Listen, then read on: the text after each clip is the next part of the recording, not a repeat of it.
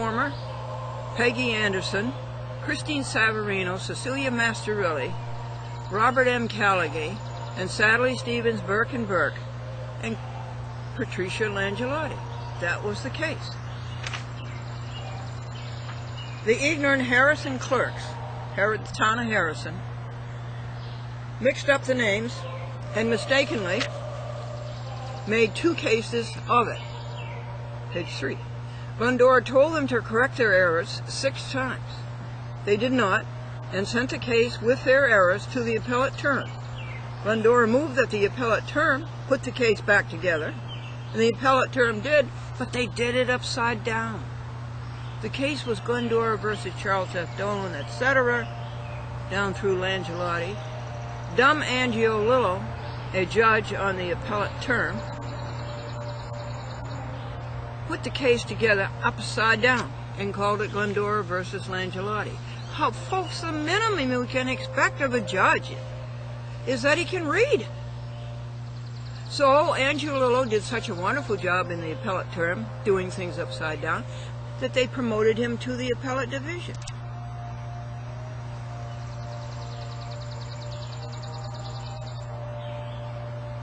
So ergo, therefore and wherefore, the case that no good Wood based his paper upon never existed.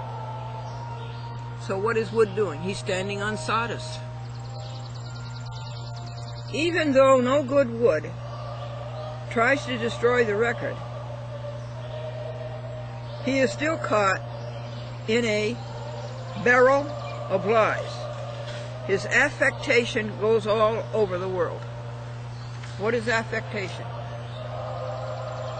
Something that is not true and not real. The appellate term paper is a vendetta.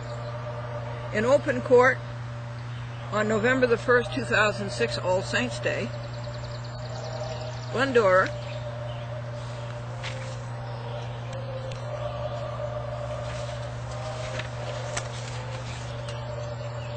at oral argument asked Angiolillo, Kenneth W. Rudolph, and Marvin Tannenbaum if they had been, did they take an oath of office?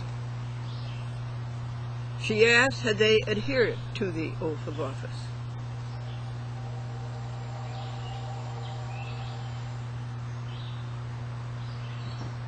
As to supporting both the federal Constitution and the New York State Constitution.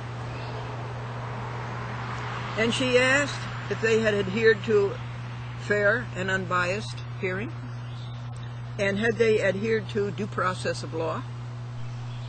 Well, all 3 judges were silent. Yes, they were stony silent. They did not answer any of the questions. Glendora told them that by the 14th Amendment, Section 3, a judge who perjures his oath loses his job, and by Section 4, loses his pension.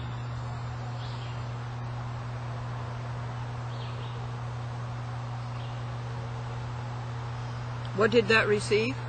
Stony silence.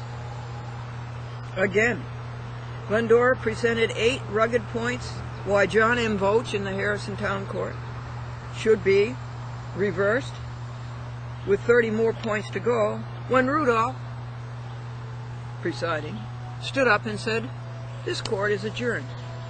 They can't take it. Well, as all 3 of these judges, Angiolillo, Rudolph, and Tannenbaum, left the bench, they had to go down a long ramp, and they were really quite close to me. And I said to them, is this a court of record? All 3 stared at me with their 2 ghostwriters in stony silence. So I said again, is this a court of record? They stared at me in stony silence, and then hid behind closed doors. It's 88 degrees today, but it must have been 95 degrees for these people. It was really too hot for them.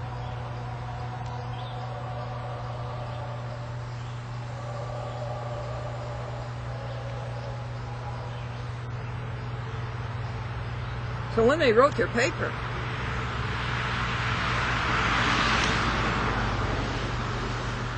did Glendora receive substantial justice from these? I don't think so. It was a vendetta.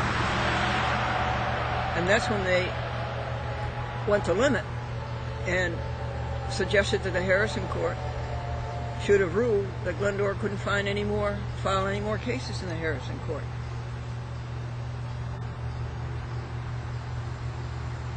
And so Glendora did not get her $3,000 substantial justice in that case. But you want to know something, folks? It was worth $3,000 to face those people eyeball to eyeball and ask them, did you take an oath of office and are you adhering to it? We know that they aren't, but they admitted that they weren't. Well, well, well. Now Voach, John M. Voach in the Harrison court, we're on page 5, did not know enough that there has to be a trial in small claims court. Nor did Stephen G. Taman know that in the Phillipstown court. Extended motion practice of over a year is verboten in small claims. Also ignorant about this are Angiolillo, Rudolph, Tannenbaum, and 3 more appellate term sit-ins came later: Jonathan Lippman, Edward McCabe, and John Alacava. Ignorant. In small claims, you have to have a trial.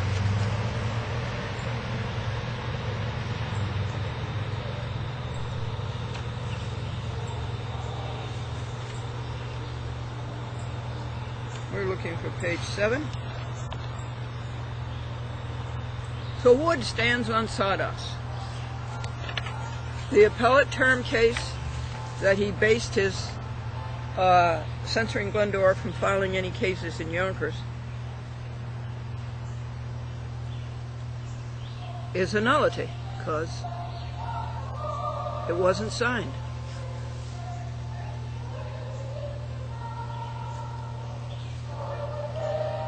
So Wood stands on sawdust, I repeat, and Wood has no metal. Park Avenue lawyer Walter A. Sorrock, Sadly Stevens, Burke and Burke, lawyer for hire, Robert M. Callaghy, they grovel in small claims court. This is a Park Avenue lawyer groveling in small claims court for $5,000. Now things must be very bad on Park Avenue in the Pan Am building or the MetLife building. Now the New York Law Journal, Christine Fisher, its editor, and George M. Dillahay, its publisher,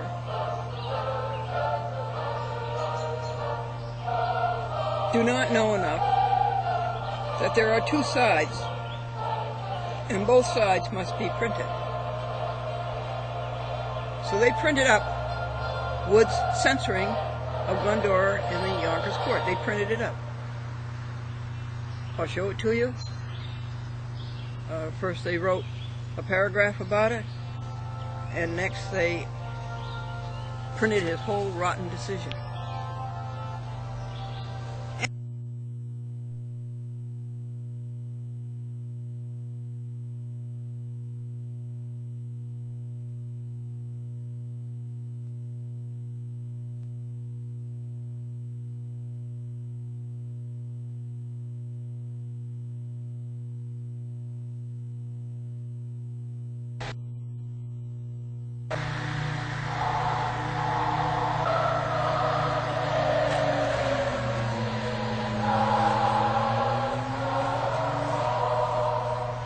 So I was telling you folks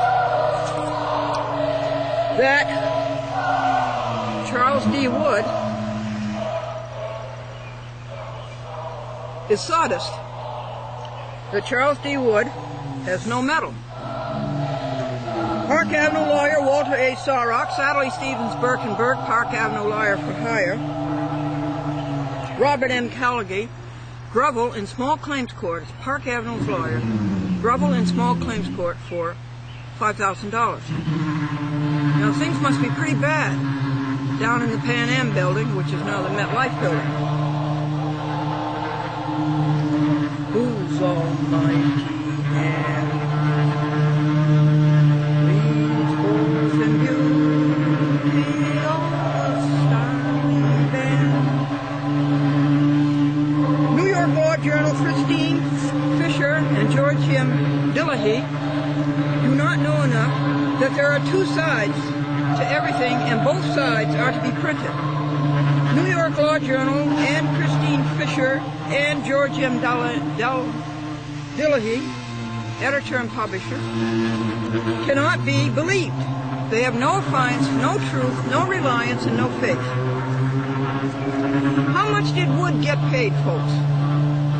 How much did the New York Law Journal get paid? This was an advertisement. It was not a report. The New York Law Journal prints in black and white, but A Chat with Glendora prints in 76 bold colors. That's right. The title machine comes up with 76 colors and about 24 different fonts. Now Wood purges his oath, he disqualifies himself, and he has to step down.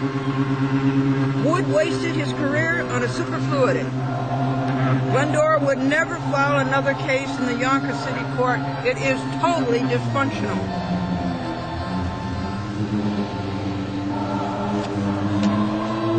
My neighbor is fixing his boat.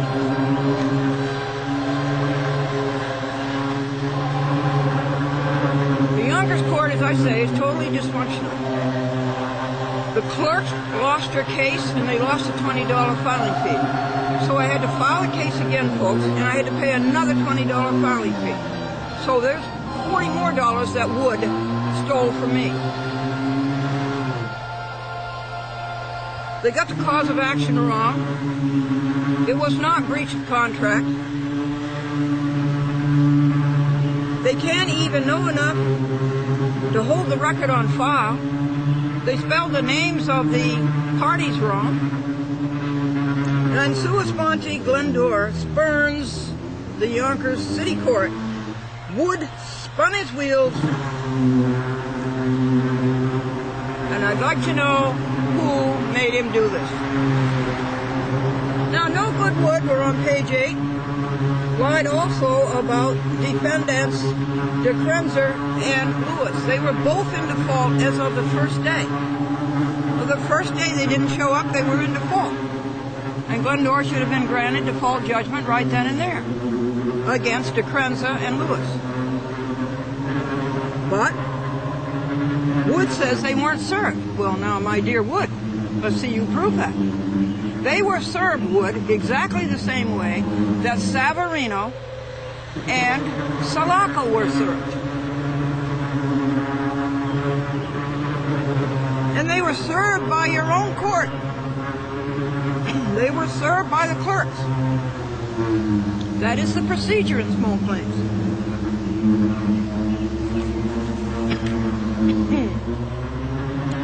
Lead defendant Christine Savarino got away with not even appearing at trial.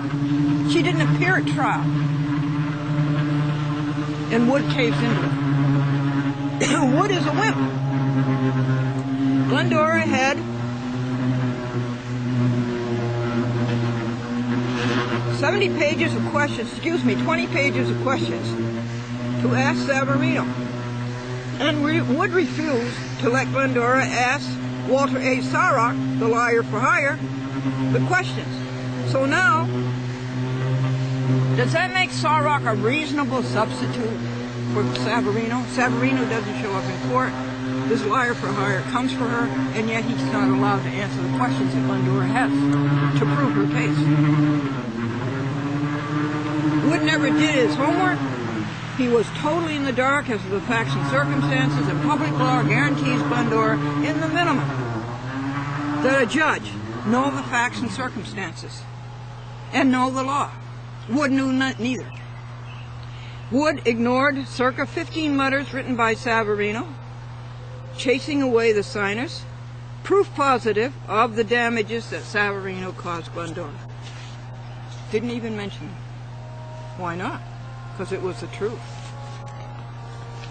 Now we're on page 10.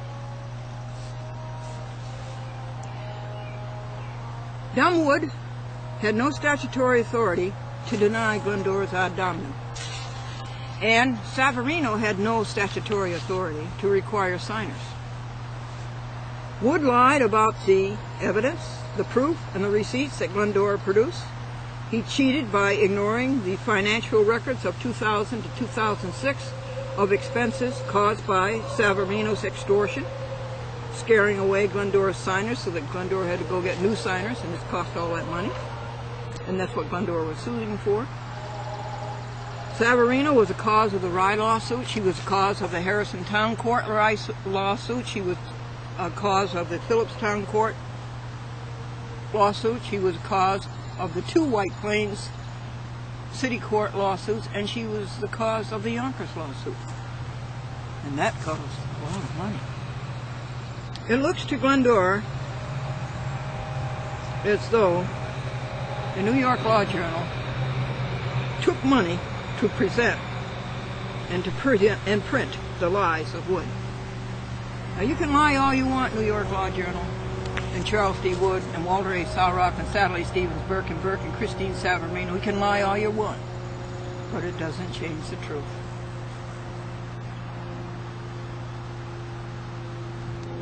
Nor does it change the law. Public access is the only place left where you can find the truth, folks.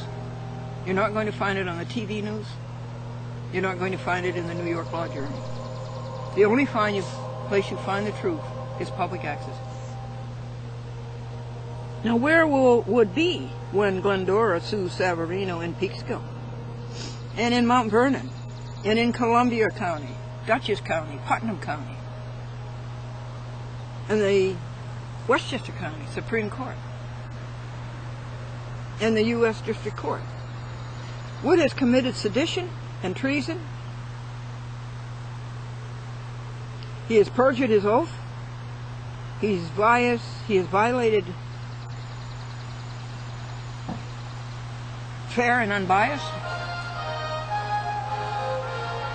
He's violated both constitutions. He's violated due process of law and disqualified himself, and he must step down. Further, he accepted the title of nobility, Esquire, and therefore is no longer a citizen of the United States, pursuant to the 13th Amendment, and he must be deported. Nor has he a license from the people of the state of New York. All he has is a union card from a vicious, abominable union called the American Bar Association. And so here we are up to page 12. Wood leads off with a case at bar. Well, now let me tell you, I did not put my money there and my time and my effort there for a case at bar. I put my time and money there for a court. Glendora brought a legal proceeding to demand and enforce right in a court of justice. And look what these people, how they adulterated it. Glendora tells her TV audience and her internet audience, if you want the truth, do not go to the New York Law Journal, Christine Fisher, nor George M. Dillahay.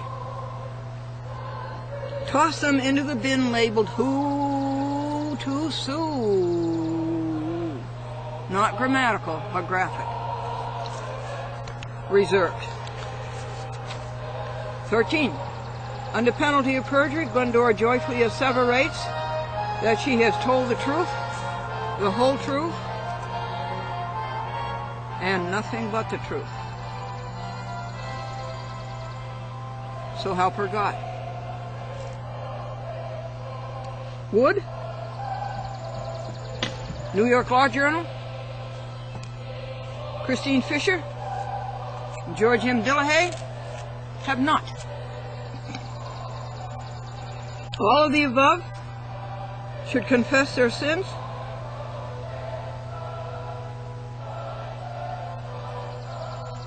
and live the life that they should live. And this is dated today, June the 8th, 2007. Anno Domini, the state of New York. Yours in truth, and in amor patriae, love of one country. Amor New Yorki, love of New York. And in horror at the depravity of judges, lawyers, clerks, and courts. And of Christine Fisher, George M. Delahaye, and the New York Law Journal. And it is signed Glendora, without prejudice, from the Uniform Commercial Code, Article 1, Section 207. The service list is No Good Wood, Christine Fisher, and George M. Delahaye of the New York Law Journal, Patrick Hanley, Kevin McHugh, you, the most important of all, Glendora TV audience, Glendora Internet audience, and who to sue, and the Flynn's, Margie and Jack. And this is Opus 1478. It took 8 hours. It cost $7.44 to print and post. And the internet numbers are circa 4,632 edition 4, 4,633 edition 5. See Glendora's 726-page notice of appeal with 12 attachments and a 20-page conclusion, served 2 weeks ago. It is also on TV and on YouTube. It took 81 hours and $206 to print and post. Now here's what they did. New York Law Journal. Look what they did. They printed one side because I think they got paid to print it. And so then they go over and print. This is a small claims case in a small city court. And they printed the whole rotten bunch of lies by No Good Wood, Charles D. Wood. Now Wood is afraid of Glendora. Can you imagine that? He's a coward. He can't face Glendora again. He can't take it. He is scared of a 79-year-old widow, an informer pauperist.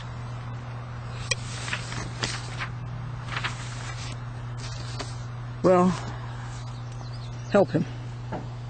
And we send him this devotion from Psalm 34.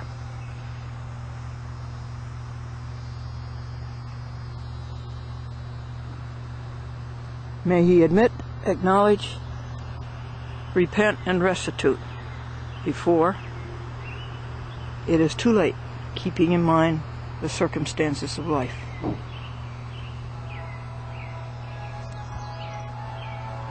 Now, I'm going to turn to jokes.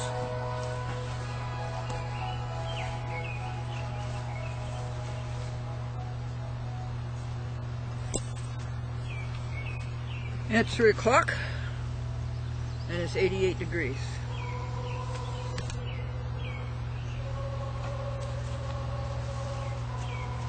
And we rejoice. We rejoice that we don't have to depend upon the New York Law Journal, that we can find the truth here on public access. And the young man came home from medical college. He said to his mother and father, "Here's my diploma. You wanted me to go to medical college. I did it. And now, as I've been telling you since I was 7 years old, I'm going out and be a fireman."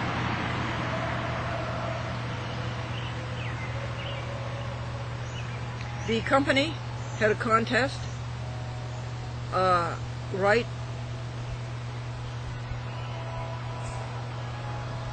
a 1,000 words or less and get a prize of $2,500.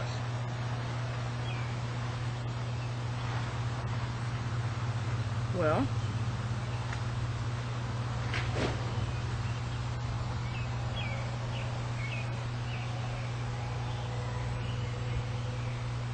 what do you think of that?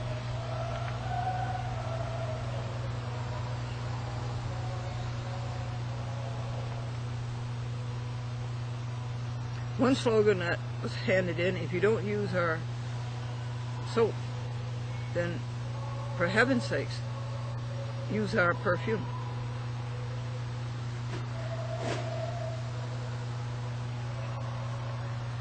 Marilyn says, I wouldn't marry you if you were the last man on earth. And he said, that's right, honey, you'd get killed in the rush. A young man took a young lady out to dinner, and he said to her, how do you like your rice? Boiled or fried? And she said, thrown.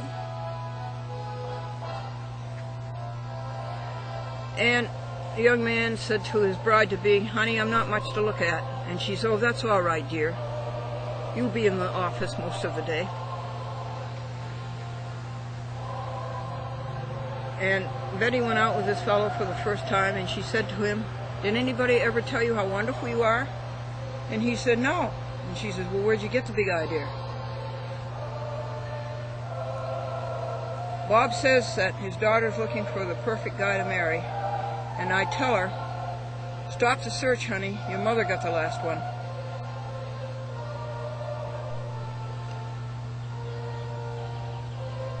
The man said to the dentist, Doc, you still haven't pulled the right tooth yet.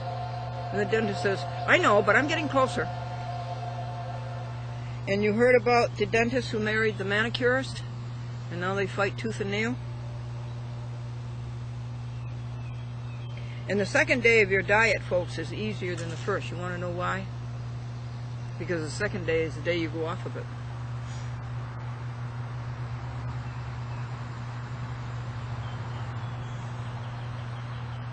I've been working on this hymn. I thought I'd have it done by yesterday, but it still is a long way away. But let's try and see if it's improved. Lead on, O King eternal, till sin's fierce war shall cease, and holiness shall whisper the sweet Amen of peace. For not with swords loud clashing, nor roll of stirring drums, but deeds of love and mercy, the heavenly kingdom comes. That applies to you, no Goodwood, and all you courts. I have never found a court that is anything but crooked.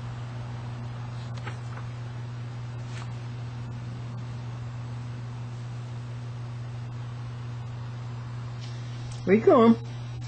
Where you going? 3582221 received on Thursday, June